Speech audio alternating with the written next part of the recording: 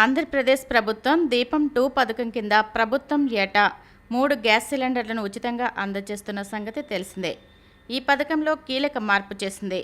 ఇకపై లబ్ధిదారులు gas cylinder book చేస్తే చాలు, రాయితీ డబ్బులు ముందుగా ఖాతాల్లో జమ అవుతాయి.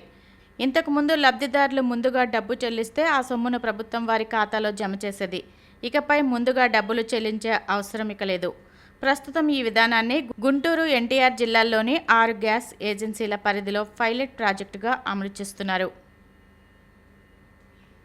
బొమ్మూరు డంపింగ్ యార్డ్లో నిన్న రాత్రి చెత్తకు నిప్పంటుకుంది. గుర్తు తెలియని ఆకతాయిలు నిప్పంటించడంతో వెంకటగిరికొండ, జాతీయ రహదారి, నాయుడుపేట పరిసర ప్రాంతాల్లో పొగ అలుముకుంది. ఈ విషయాన్ని రాజమహేంద్రవరం రూరల్ మండల టీడీపీ అధ్యక్షులు మత్స్యటి ప్రసాద్, పంచాయతీ కార్యదర్శి కాశీ విశ్వనాథ్, తహసీల్దార్ శ్రీనివాస్కు తెలియజేయగా వారు అగ్నిమాపక శాఖకు సమాచారం ఇచ్చారు.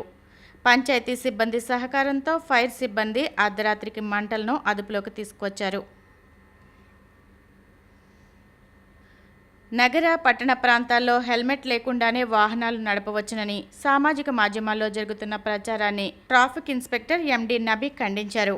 మోటార్ సైకిల్ నడిపే సమయంలో ఖచ్చితంగా హెల్మెట్ను ధరించాలని, లేకపోతే జరిమానా విధిస్తామని హెచ్చరించారు. హెల్మెట్ ధారణపై ప్రజలకు అవగాహన కల్పించేందుకు ట్రాఫిక్ పోలీసులు ప్రత్యేక డ్రైవ్ చేపట్టారు. నగరంలోకి ప్రవేశించే ప్రధాన మార్గాల్లో పోలీసులు వాహనదారులకు కౌన్సిలింగ్ ఇస్తున్నారు. అలాగే ఫ్లెక్సీలను ఏర్పాటు చేశారు. బీహార్ అసెంబ్లీ ఎన్నికలను దృష్టిలో ఉంచుకుని నితీష్ కుమార్ సారథ్యంలోని జేడీయూ సర్కార్ ఉచిత విద్యుత్ పథకాన్ని ప్రకటించింది. 125 యూనిట్ల వరకు ఉచిత విద్యుత్ను అందిస్తున్నట్లు నితీష్ తెలియజేశారు.